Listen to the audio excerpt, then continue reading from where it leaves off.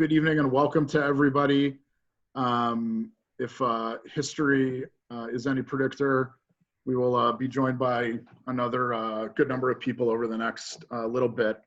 My name is Jacob Citron.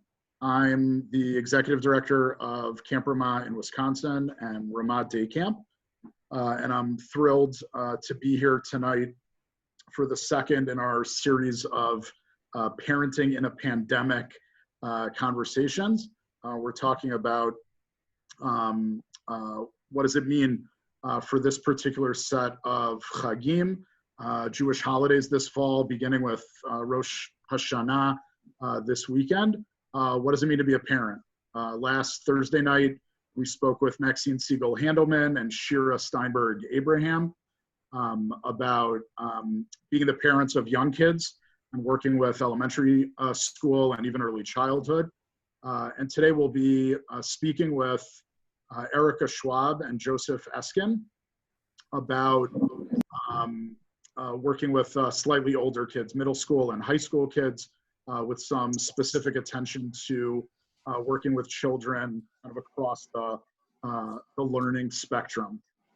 Just to briefly introduce them, Erica Schwab has a master's degree in elementary and special ed from Rutgers University. She currently works as a behavior consultant for Keshet, which is an organization in the Chicagoland area, providing educational and recreational activities for individuals with special needs. Erica, during most summers in the recent past, has worked with us at Camp Ramah in Wisconsin as one of the directors of our Atzmaim program, vocational program for post-high school young adults. Joseph Eskin teaches social studies and is the 9th grade dean at the Abraham Joshua Heschel High School in New York. He spent many summers at Camp Ramah in Wisconsin as a camper as well as a staff member, many of them working with Tikva, our special needs division, and most recently as a staff trainer. Throughout the conversation tonight, which is going to last till about 9 o'clock Central, people should feel free to use the chat function. If you click on the chat icon on the bottom of your screen, you can direct to everybody or individually. What I'd love to do first is if everybody could just take a moment and kind of introduce yourself in a sentence or two, where you live, what your family looks like, and if you'd like to share what you're looking to get out of this session. And then throughout the conversation, you can either chat everybody or just direct them to me with questions that you might have. For those people joining us on Facebook Live this evening, if you'd like to ask a question, please feel free to email me, jcitron@ramahwisconsin.com. And we will see what questions we have time to get to. Awesome. So start introducing yourselves in the chat. I'll go first.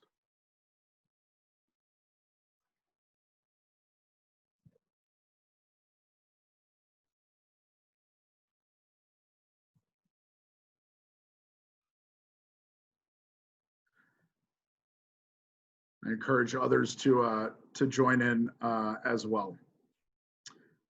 I'm going to pass things along to Erica to get us started off with a little bit of introduction. Great, thanks, Jacob.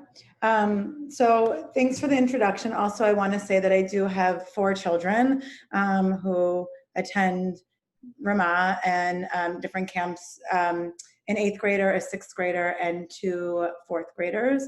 And we really want to focus a little bit on parenting during this pandemic as it relates to the high holidays first, because that's sort of the space that we're all approaching right now. And then towards the end, we'll wrap up a little bit with how parenting this age group throughout this pandemic, some other things about that as well. And so I'm actually going to pass to Joseph to start a little opening, and then I'll bounce back and we can start some questions. Great, thank you. It's so nice to see everybody. I want to start with a little, a short kavanah, or short intention, sort of setting out where we're going tonight and thinking about the time of year that we're at. So one of my mentors at camp, Ralph Schwartz, who's for a long time been the director of the special needs programs at Camp Vermont, Wisconsin, is one of his famous phrases is that special education is just good education. Special education is good education. And it occurs to me as I think about the Amidah for Rosh Hashanah, that special tefillah or special tshuva is maybe also just good tefillah or good tshuva. So it's interesting to me that the Rosh Hashanah Amidah contains these three sections of malchuyot, right, kingship, verses and songs that connect us to kingship. Zichronot, remembrances, right, things remembering, or I guess verses reminding us of the way that God remembers us, both good and bad, but hopefully for good. And shofarot, the famous section of the Amidah where we bring in the shofar and are inspired by its blasts. And I don't know what was in the minds of the people who crafted the Siddur or the Machzor, but it seems like one result of creating these three sections of the Amidah with these three different ideas or ways of thinking about tshuva or connection to God is that there's a built-in kind of differentiation, right? That some of us will enter the physical Beit Knesset or the Zoom shul or whatever it's going to look like this year, and really be ready to be moved by the sounds of the shofar. For other people, the defining character of Rosh Hashanah is about memory, whether it's thinking about the things that we've done in our own lives or thinking about sweet moments with our families and friends in previous years that are going to get us through this very different looking year. Or whether it's thinking about ideas of might and power and using that as a way to think about our connection with God. There are different options, and different people will connect through different options that exist in Amidah. So I think one thing that we want to think about over the course of the night is thinking in different ways, realizing that not every child, not every family is going to start at the same place or end at the same place. But with flexibility, with choice, and with openness, we can have a really, really successful high holiday season and a really sweet new year. Great. Thanks, Joseph. I wanted to lead into when you think about and you first start to think about Rosh Hashanah and you think about the holiday, what are some traditions, some family things that you do that come to your mind when you think about Rosh Hashanah? And I think we're small enough, Jacob, that maybe people can just share. I know for me, I'll start that it's our family coming together. My family and my husband's family are usually all together, being in shul and just celebrating with the certain same people every year. So that's for me, and certain food that we cook that we always have at Rosh Hashanah. Anybody else? You can just unmute yourself and talk. Anyone? For us, it's definitely about the food. It was a big negotiation about what desserts we're serving on which night. And especially on years where it's really different, involving the kids in coming up with the menus and really eliciting their memories of previous years. Right. Ours is about the people we celebrate with. We've all kind of, we're all transplants here in Madison, so we've made our own family. And negotiating that this year was pretty hard. There's a bunch of us, and trying to figure out how to get us all together seemed non-negotiable because it's not Rosh Hashanah without it. Great, thank you. Anybody else want to share something?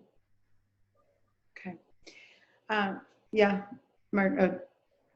Marge, yes, I have found something that works for me, at least in the community and synagogue sense. We have had a Zoom thing that we're calling Tell It to Feel It for several months now, but that hasn't been helping my son at all. In other words, he doesn't really relate to that. Another synagogue is having open outdoor services and spread out services, and I'm hoping one of those will grab them a little bit. Great. Thanks for sharing. I think for a lot of us, there's the traditions that we have, food, people, family, experiences that we have all the time, and we're challenged this year because those things may look a little bit different. The reality at this time is that we've been in this place of pandemic for a long time now. And what we know about our children of all of these ages is that they thrive with structure and consistency and routine. And clearly the pandemic has challenged and still challenges all of these things for us and for our kids. And so we wanted to focus a little bit on the importance of trying to create structure and consistency and routines while also being flexible and forgiving of yourself and others. Forgiveness is something that comes up a lot now in these next 2 weeks. And it's really important that we go into this holiday not only thinking about maybe what we've done to wrong other people or what we've done in our own lives, but also and asking for forgiveness for those things, but also really asking for forgiveness for ourselves, for the times that maybe we lost our patience in this, the times that we were feeling overly anxious, the times that we, maybe weren't able to be as flexible as we wanted to, or maybe the times that we were and we didn't feel comfortable. Like there's a lot that's been happening over the last 6 months and that will continue to happen. And it's important to take a step back and to forgive, but also to think about balance and creating structure. It's clear that we define our celebrations and our holidays by routines and by traditions, and some of these traditions are being broken up, and that challenges us in a way in which we may have already been able to figure out and maybe not. And I think each time another holiday or something else happens that we think that this is going to be over by then, we're set back again to think about this challenge and how are we going to move forward.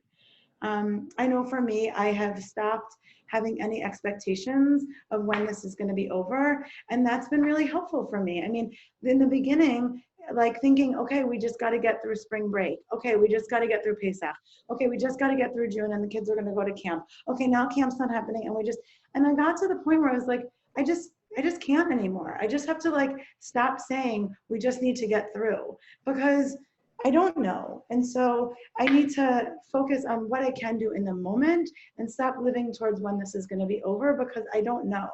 And that part of the unexpected and the unstructured and the unknown is the part that causes a lot of that anxiety. So what can we do? How can we take from our past routines and input them to help make our kids feel like there's some continuity? And what can we do for ourselves so that we feel this continuity and this tradition and we feel like we're able to move forward? So that's one of the things that we really wanted to focus on. Joseph, do you have anything that you wanted to add to that part? Yeah, the one piece I would add based on building off what you were saying is I think it's really important to just acknowledge and to allow I think about my students in high school. For the students who are missing out on sports seasons, for the seniors who didn't have an in-person graduation, for all the kids who didn't get to go to camp and the adults who didn't get to go to camp this summer, to start by acknowledging how sad it is that those things aren't happening. And I think that's true in a lot of ways for getting ready for Rosh Hashanah also, that I think a starting point for this conversation is acknowledging the reality of things that are just unfortunately not going to be possible, not papering over them, not pretending like everything is just fine. But then once we acknowledge and sit with, I think it's really powerful for kids to hear, like, I'm really sorry that's happening to you. I'm really, it really is tough that thing that you were really looking forward to is just not going to be able to happen. And that doesn't have to be the end of the conversation. I think acknowledging that reality is a really important starting point for imagining, okay, that specific thing isn't going to happen, but what's the heart of it? What's the core of it? And are there ways that we can imaginatively create a similar experience this year? And I think that leads us into sort of how do we do this? How do we create these meaningful holidays? It's important for us to be proactive this year, more so than normal, to find that time to have discussions with your kids if you haven't already, today, tomorrow, discussing this year is going to be different. What are you looking forward to about the holiday? What are you concerned about? What might be difficult for you? And be able to really get that perspective from everyone in the family, and then kind of identify what are the things that we do have control over?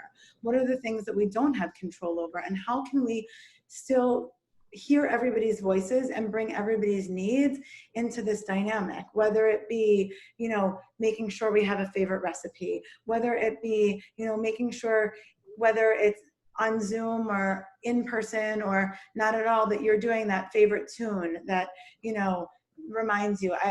There was a chazan at my shul growing up who always had a specific tune to specific prayers, to the point that, like, it's always like a little joke between my father and myself. And like, we were on Zoom slichot, and like the chazan was doing a different tune, and he and I were like chatting in the box about like the tune and the way that the chazan would dance when he would like say that song. And so just being able to have that space and time to create those things for you and your family, and especially for the kids to really be able to hear.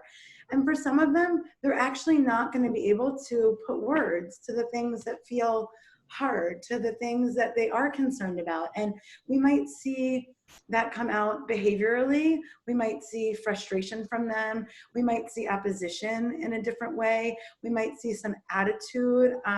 We might see tears. We might see quiet. Every kid is very different in terms of the way that they deal with these things, but it's important to just sort of pay attention and keep into our minds that this is just yet another reminder in this pandemic how things are different and might feel unsettling for them. So really trying to take that proactive time to really sit as a family and talk about it. Joseph touched on the fact that there's a lot of difference, a difference in the way that we approach things, difference in the way that kids approach things. And I think really thinking about how we can address everybody's needs. How do we modify our traditions and routines to feel comfortable for all? So we can talk a little bit about if anybody has some suggestions on how you plan on doing that for your family. I know somebody was talking about trying to get socially all the people that they're usually with together. And that's something that we've been talking about too. We're kind of breaking up our guests and having 3 different meals and having each of those different guests at different meals, as opposed to that one big meal that we were used to having. And we're doing it outside and, preparing the kids already that they might need, jackets and sweatshirts and pants in a way that they're not used to doing those things. So that's one of our things. Wondering if anybody else has already thought of different strategies that they're going to use this year.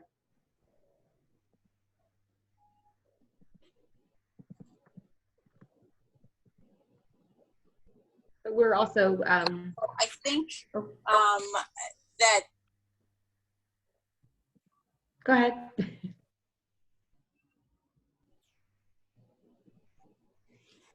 Was someone else?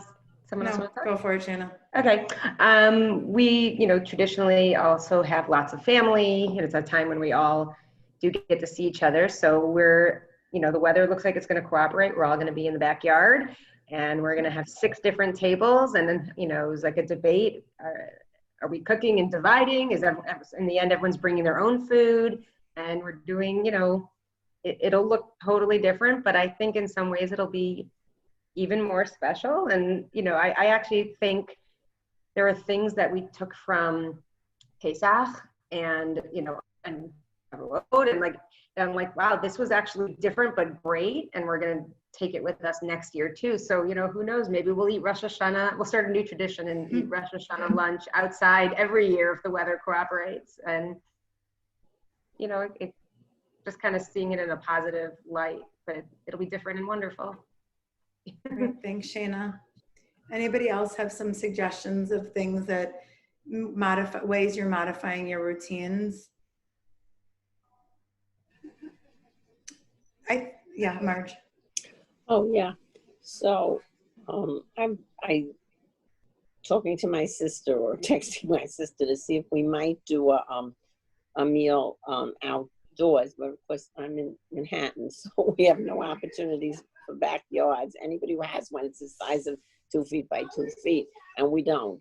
So we can meet maybe on the Columbia campus. I'm hoping for a picnic because I'll get to see my niece, who I haven't seen in a long, or my nephew and his wife, who I haven't seen in months and months with all of this. And my sister she doesn't Zoom on Shabbos, although that we're going to try this leave it on for the whole time so she can do a Zoom service. But for Pesach, when that wasn't an option, she had the whole family Zoom into a third Seder, like 30 people from different states and Canadian provinces and everything, and it was wonderful. So she's thinking of doing the same thing for a break fast. So it's not our usual thing. Our family, you come home and you start with breakfast and you eat through lunch and you see how far you get. That's all our thing. We don't go places and stuff, but we'll start a different tradition, as you were saying, where we'll try that as our family thing. My son, on the other hand, since our big family thing is Hanukkah, that's a really big one. When there are 30 people in the house. My sister's house, usually not my house, but he says, what are we going to do for Hanukkah? He's already imagining problems, being, he's he's in one of those states right now. He graduated from high school. The program he wanted to get into seems not to be happening. I have to look around for another program. He's at like 6s and 7s. It's a very difficult thing. Yeah. Thank you. Thank you for sharing. Hannah, did you want to share? I did. Can you hear me? Yeah. Great. So one thing that I've been working with this year is that, in a way, I feel like this is an interesting return to my childhood and also a big step forward. To speak a little bit, I shared in the chat. I'm dating someone with kids, so this is a big step into a little bit of the beyond for me. And also, I'm living in Eastern Tennessee, which is also new for me. Coming out of the DC world, and when I was a kid, getting ready for the holidays was so much in advance of the holidays and so much about what happened outside of the holidays themselves.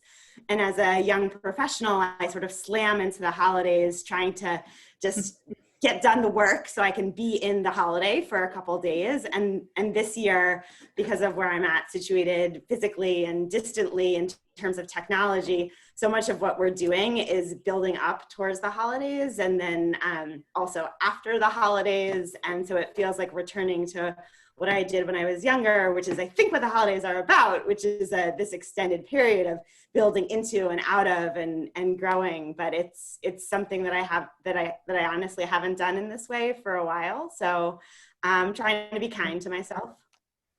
Absolutely. Kind and forgiving. Great. Thank you.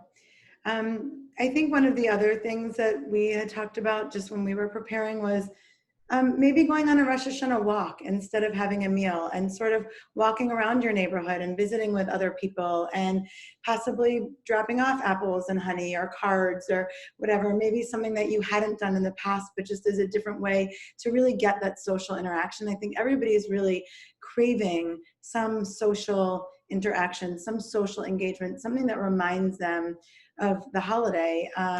Different synagogues, or maybe different communities are having shofar blowing in different places around. So showing up to one of those and attending, just to be able to be a part of something, as well as being surrounded by community. Anybody else have anything that they want to share before we move away from modifying traditions? Great.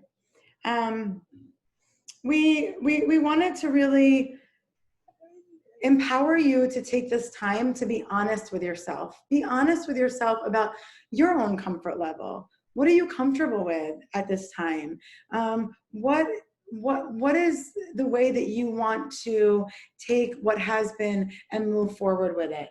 And recognize that there are personal struggles. I personally come from a family also that doesn't use electronics, usually on Shabbat and Yom Tov. And for the last 5 months, we had to, because that's what we were doing in our home, because my husband was working from home. He's a rabbi in the Chicago area, and that was part of his job, was to be on for Zoom. So, you know, my 9-year-olds helped do that, but now he's back in the shul. And so I find myself struggling with, I'm not really comfortable using electronics. And do I use electronics with my kids because we're home and we're not at shul? And that's like really something I've been kind of going back and forth with over the last week, and trying to, and recognizing my own struggles. I don't really know. I know we're going to go to shul together on the first day. I don't know yet what I'm going to do about the second day, but I recognize that it's hard, and it's hard to make these decisions, and no decision is the right decision, and no decision is the wrong decision. And I just have to give time again and space and forgiveness for allowing myself to recognize that there's challenges there. It's a hard decision to make, and somehow we'll come up with whatever answer is going to be the right one for right now.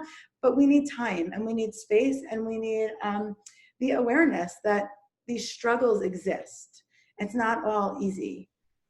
And Eric, it occurs to me that you just referenced a struggle with like sort of halachic comfort with technology. I feel like we're just in this moment where that kind of struggle is coming head to head with the other kind of struggle, which is like the other one you mentioned, which is like a real desire for social interaction. And I think it's just like, we just have to acknowledge like those things clash with each other in a lot of ways. Absolutely. And that's one of those places where I think the kinds of conversations with family that Erica suggested earlier make a lot of sense. Right? To just sort of be honest about like, where are you feeling those tension? Is it more about like what feels comfortable religiously? Is it more about really feeling disconnected from a community? I'm thinking about how attending synagogue on Rosh Hashanah, I guess in theory is like a purely religious experience, but it's obviously not, right? It's about what clothes you're wearing. It's about getting the chance to reconnect with lots of people in your community. It's about the kids' room and playing Risk while the Torah service is going on. There are like a million things that are happening at synagogue. And some of them are easier to reproduce with technological aids, and some of them are irreplaceable. So those, I think it's really worth thinking about those, the multiple tensions and where they're meeting with each other. It's funny because we were talking about it at dinner tonight. We were sort of having these conversations with the kids, and I had said that we were going to shul on Saturday, and one of my kids was like, "Oh, are we going to still sit near so-and-so?" And I was like, well, actually, so-and-so is probably not going to be there, you know? And like, they're like, what do you mean, you know? And so just even understanding from our kids' perspective, what do they actually notice about every year? I mean, I'm somebody who, thank God, my parents are still here. I don't go in for Yisker. Yisker's always been the time for me where I've caught up, even from the time when I was in elementary school, leaving the service and chatting in the hallway with my little elementary school friends, and then going to college and coming home and chatting with all my college friends and, you know, my friends from high school. And it's always, that is like such a big part of my holidays for me, is that social time of coming out and kind of chatting and seeing the people that you haven't really seen. And so, yes, finding that time and that way to fill those needs for you also. I think that, you know, Joseph and I started to talk about, so outside of our families and outside of these conversations, what can we start to do? How can we figure out what is available to us? So one of the things is really looking at what are the local shuls doing? What is the shul doing that you're a member of? What are the shuls in your area doing? Or what are the shuls that your family members are members of? Can you zoom into that if you're comfortable? Is there a family service? Maybe, your kids are too young, or maybe the whole service is too long for them. Is there a family service that you can attend? Is there a preschool service? Maybe you don't go normally to that shul or to that service, but maybe this is something that you can do together with your family this year that just feels right. Maybe this is that new tradition that starts for you. What do we do about parents who want to be in the main service? What is the community offering for your kids? Or what can you offer for your kids during that time? If you're on Zoom in one room in a longer service, how do you structure and schedule a routine for your kids so that they can either be in another room, or they're coming in and they're coming out, but you also get that sense of yourself and being able to dive in for yourself. I think back to, thankfully my children are in school right now in person and it's going great, but I think back to March and April and May when I was trying to sit in the center of everybody and work while I was managing their education and teaching and cooking and all of these different things. And in the end of the day, it was my needs, right, that didn't really get met. They got met last. But I know in the holidays, this is really a time where we want to be able to focus on us too. Like, it's a really important part. So that might mean setting expectations ahead of time, creating schedules, going through, having visual schedules for our children with special needs, and also all of our children, having a schedule written down on a dry erase board, going through and saying, hey, from this time to this time, why don't you play with your Legos, and mommy and daddy or whatever are going to be in services, and then why don't you check in with us? But sitting down and talking to your kids and really creating the expectations. What is the expectation when the sermon is happening and you're trying to listen? Where should your kids be and what should they be doing? And just having that all laid out so you could do that. And by the way, making sure that you are giving spurts of attention to them and reinforcement to them. It really is hard work on our parts to make sure that these things run smoothly. So reach out to your local congregations. We're going to provide for you. There's a whole Google Doc that we found and created. I found a bunch of social stories. And I divided them and organized them for you guys by Rosh Hashanah, Yom Kippur, just regular everyday shul, talking about all the different things, greeting people, what happens when the service is long, how does the shofar sound, what happens when my parents are fasting and I'm not, so there's all of these different resources that you should look at. And I was able to provide resources from Bethel because I have them, but I provided for you a couple of pre-recorded services for young children for Rosh Hashanah and Yom Kippur, and I provided for you the links to a shorter family service, as well as a junior congregation, which will meet the needs of those 10 to 13 or 14-year-olds, as well as the regular service. So you could please feel free to join any of those, as well as the hug service, which is for families with children with disabilities, and that is being hosted this year by our friends at Beth Shalom in Northbrook. So we provided that link for you as well.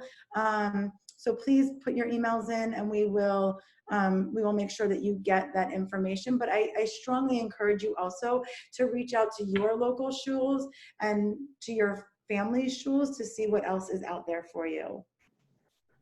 Erica and Joseph, can I pose a question at this point? Sure. Erica, a lot of your examples have been about kids wondering like why things are going to be weird, right, and different, and acknowledging that loss. I heard a friend the other day say this, and it's been repeated in other ways on some email chains, like, how are my kids not going to think that Sunday is just Sunday, right? Like right, my guess is any of us with 2 kids, we have some kids who are like, I wish Rosh Hashanah were happening, and we have other kids who are barely going to notice, and there's all sorts of pressure on us to try to create a Rosh Hashanah for them, or a Yom Kippur, possibly even more difficult for them. in this kind of environment. And so I'm wondering, both Joseph and Erica, what kind of insights you might have on thinking about, as it were, maybe it's the kid who doesn't know how to ask, or whatever the right Passover parallel is.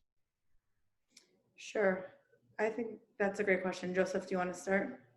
Or do you want me to? You can start. I'm happy to jump in. Okay. I think that one of the big things is that I think we have this idea that we need to create this like full Rosh Hashanah experience, right? Like what we're used to, like this full day in shul and the meals and the whatever. And I think this is one of those places where we have to be forgiving. If we take one tiny part of Rosh Hashanah and that Sunday is just about, tasting different kinds of apples with different kinds of honey and talking about that like sweetness, or playing around with the shofar, or that Saturday is just about reading one Rosh Hashanah story or talking about what your goals are for the upcoming year. That's different than what you would do on any regular Sunday. And it's connecting it to the holiday. And so I think that we have to forgive ourselves, and we have to remember we're not going to create an entire day of Rosh Hashanah. It's not possible for us to do that, but maybe it is pairing with a neighbor and doing some little child service or something different. One of the things that Joseph and I talked about that we were going to get to a little bit later is that right now, our houses and our environments, our spaces, I don't know what your spaces are set up like, but I know that when we were in e-learning, our space was set up very different than what our normal space is set up as.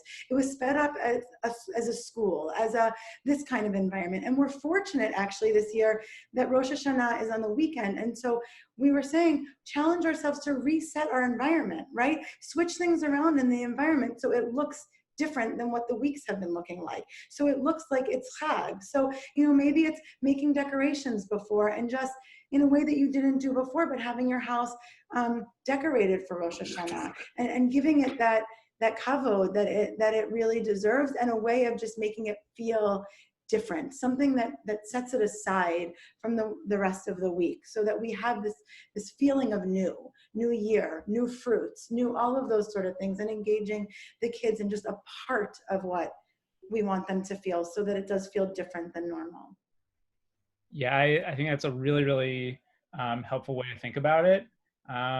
Another activity I have been thinking about that I feel like fits into the kind of category that Eric is describing is like just sitting and looking at like photo albums, right? Like this, like thinking about Rosh Hashanah as a day to reflect on what's been, to take account, and to think about moving forward. It really just as a day to like reconnect with family also in that way. And another thing that I wonder about is, I think later on, Eric and I were thinking about talking about some more everyday kind of skills that this might be a kind of time to focus on. But maybe there are like holiday and Rosh Hashanah and Yom Kippur specific skills that kids want to work on, right? Maybe this is the year that a kid learns how to blow shofar. Maybe this is the year that a kid does tashlich for the first time, or sets a challenge to themselves of reading a portion of Torah, or following along with a part of the service. And I would hope that maybe those goals could be kind of self-directed, like what are the challenges that individual kids would want to take on. But maybe this is the year, like we're not going to be able to sit back and listen to the person who blows shofar every year blowing it. So maybe this is a time to try in the privacy of your own home, or outside with one of the Beth El communal shofar blowings.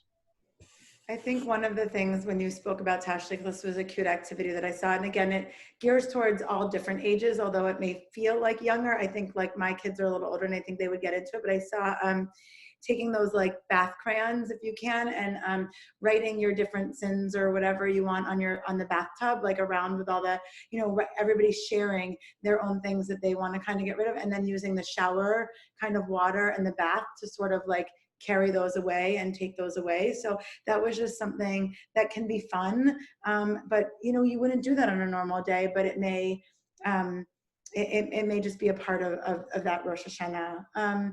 And again, yes, we talked about just creating this time with your kids. For those of you who are comfortable or who do use electronics, maybe this is that time that you sit down and you play the video game with your kid, you know, and they remember, oh, that Rosh Hashanah when we were playing and my mom or my dad was playing that video game with me. And maybe that's when you sort of engage in conversation with them about their goals for the upcoming year, because those are conversations for a lot of our kids. It's hard to have when you just sit down and you're like, hey, let's talk about what you're really looking forward to doing in the upcoming year, right? I don't know, I don't care, I'm not sure, or like, please mom, whatever. But maybe when you're engaging over a family game or something that you know your child really enjoys doing, and frankly, we haven't really had enough time to do, you can get into some of these conversations, and also giving yourself that time to, because it's the weekend, to not be working, to not being the teacher, to not being the coach, to not being the house manager, but to just be the parent and a part of a family that's trying to engage in a sweet holiday celebration, however it is that may be. Maybe go apple picking, maybe apple pick before, maybe do a scavenger hunt for different apples and do taste testing, or, you know, see what you can make out of apples. This past weekend on Shabbat, it was rainy, and we did, I had those mini marshmallows and toothpicks, and we were creating bridges and seeing if we could hold a brick on it, and everybody created their own bridges, and it was totally ridiculous, but it was just a fun, different activity, and you can find ways to take those things and relate them to the holidays, but just really creating things that work for you and for your family.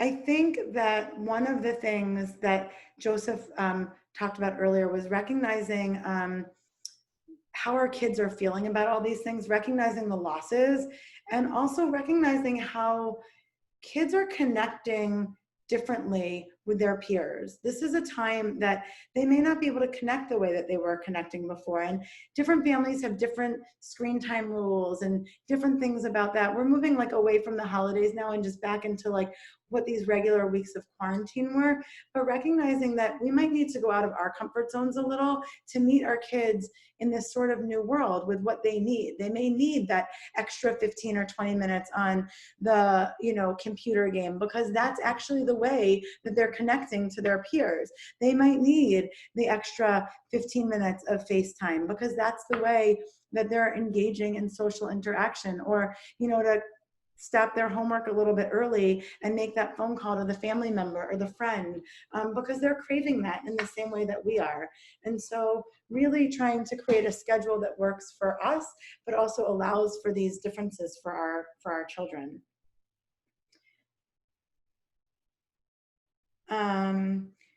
Joseph started to talk about using this quarantine time for other skills. Joseph, do you want to talk a little bit more about what we spoke about during that time?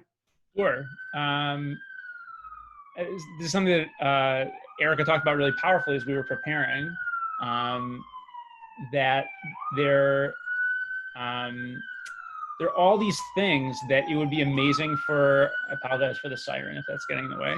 There are all these things that would be amazing for our kids to be able to know how to do, that for a variety of reasons they don't yet. Maybe we're busy. They're in their routine of school. They're in their routine of commuting to school and coming back, and sports games and whatever else is filling their schedule.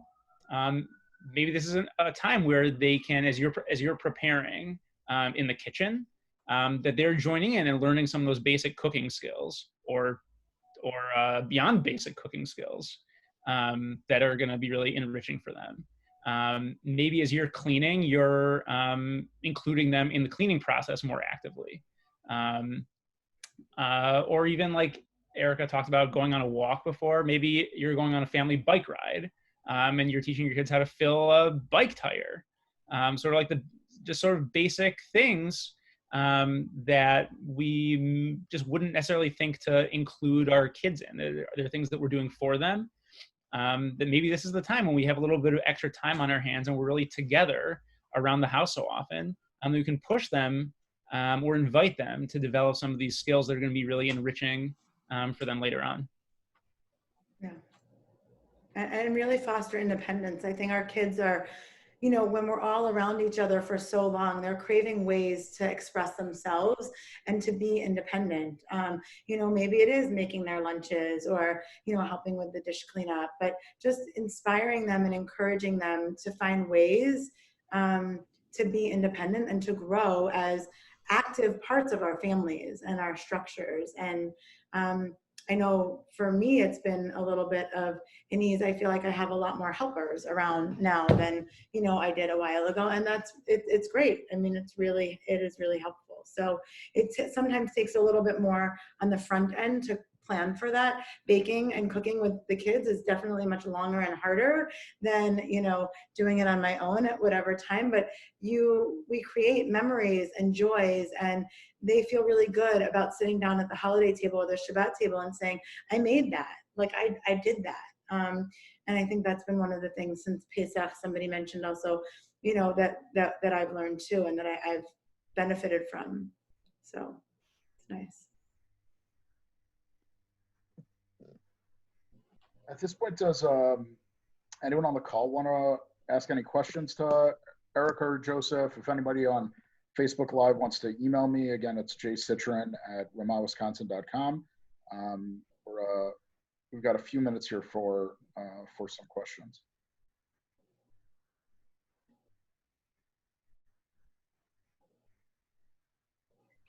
Mine's more of just a comment. I think it was really helpful to hear you guys suggest really like overtly discussing what it's going to look like and what it can be, because I think I'm so anxious about the experience and missing out on the opportunity to daven and to have a meaningful prayer experience, that I kind of got wrapped up in that loss rather than looking at what's possible. And I think it reminded me that my kids usually shine and rise to the challenge when I involve them in the conversation. And it's really something that we plan together. So I just wanted to, you know, express some gratitude for you reminding me that that's really the way I need to go. Thank you. Something I wanted to mention, a fun activity.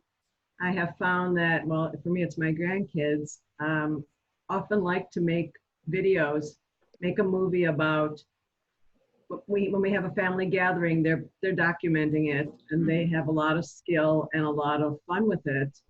So maybe this is the year that your kids are tasked with documenting this very special Rosh Hashanah observance of 5781, which we'll probably always remember, and they can interview people and they can film the preparations, and this might be one way for them to get involved a little bit more. Sure, that's great. Thank you. I have a question, if that's all right. Sure. And this is a little bit putting on my professional hat. I'm a lecturer at the University of Tennessee, and so I deal a lot with 18 and 19-year-olds and 20-year-olds at just the other end of this age group. And so I'm curious, you know, thinking about 10 to 18-year-olds, but then also the ones who are just a little bit older, if you have any advice for thinking of this time, especially for those who are really transitional moments. If you're, you know, graduating high school, if this is your last holidays at home, but it's totally unlike what you thought it was going to be. If it's your first holidays in college, but it's totally unlike what you thought it would be. If you can speak a little bit to that type of challenge. So I think that there's definitely a piece of recognizing and teaching resilience, right? Like if this has taught us anything, it's really teaching us that we can overcome all of these things that feel hard and that are anxiety provoking, and that, you know, we worry. I remember worrying, how are the kids going to wear masks all day? How are we going to, you know, whatever. But when we feel confident and comfortable and we allow for conversations to talk about the things that are hard for us, the loss that we feel, and then how we problem solve together, I think it teaches a sense of resiliency. And then when you can overcome it and you realize I was successful in that, then you know that you can do it again the next time. And so fortunately or unfortunately, we've had 6 months now where I'm sure if you could have them focus on something that had already happened that felt like it was going to be a major loss, a lot of anxiety, it was really going to be hard for them, and see if they can go back through that process. How did I deal with it? How did I approach it? What was my problem solving technique for it? Was I successful with it? And how did I feel when I was successful with it? And then sort of like banking those things and almost keeping a journal or a way of saying, you know what, I did it. And if I could do it then, I can do it now. Maybe it's going to be harder. Maybe I need different problem solving techniques. Maybe I need different adults or friends or people in my life to help me problem solve that. But I know that I can overcome this. And I know that it might not be exactly what I had planned. And I need to accept that. I need to be able to like own that, acknowledge it, accept that there's hard feelings. And that actually might be a process that takes 5 minutes. It might be a process that takes 10 hours. It might be a process that takes a couple days. They might have to space out this process. They might need to sit with the loss for a couple days before they can problem solve. But they might need help sort of laying out what those stages are so that they can kind of guide themselves through that process and know where are the resources for help, whether it's mental health, you know, people at the university, whether it's a teacher, a parent, a sibling, a best friend. How, you know, I think as an educator and as the person leading them, really providing them with an outline of that process, helping them recognize a time where they've already done it, and then standing by for future times that they may need that.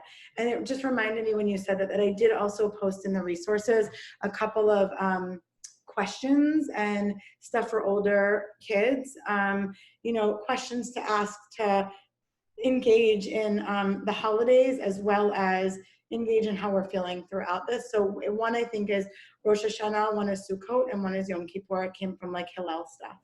So that should be there. And I think the last piece I would add to what Erica said is if there's an 18-year-old who's starting college, even though this is a very strange time to be starting college, this is still like a key transition moment for that person, right? Like as an 18-year-old in their first semester, this is still the moment where they need to figure out how to manage their own time instead of having their day broken up into class periods, right? Just because there's a pandemic happening doesn't mean that they're not at that really important transition moment.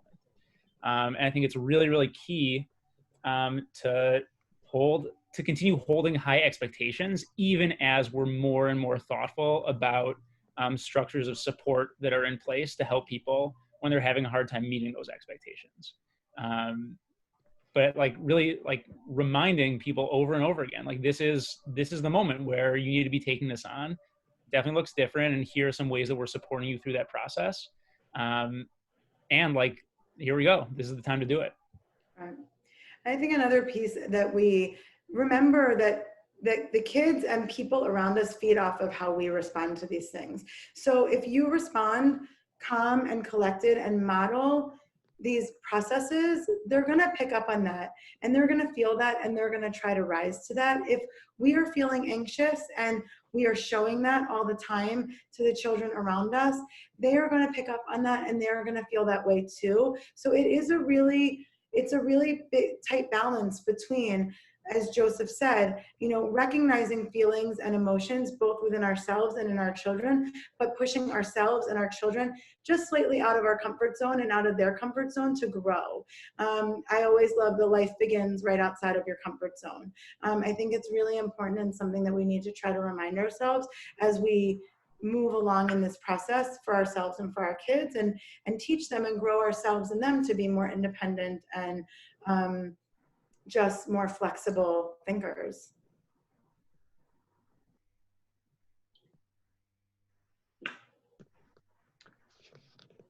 I want to thank Erica and Joseph, as well as everybody else for joining us tonight. Erica and Joseph, it's always a pleasure for me to learn from you and to work with you over the summers at camp and throughout the year. And it's been especially rewarding this evening to hear your Torah and wisdom and perspectives. I will be in touch via email with everybody to share these wonderful resources.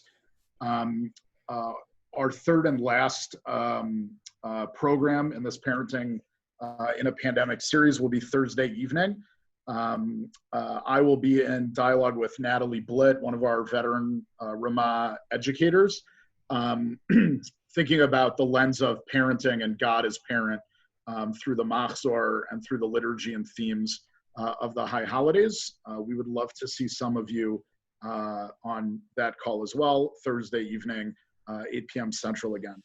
I wish everybody a Shana Tova. It should be a calmer year, a more healthy and peaceful year, and a year filled with joy for all of you and your loved ones.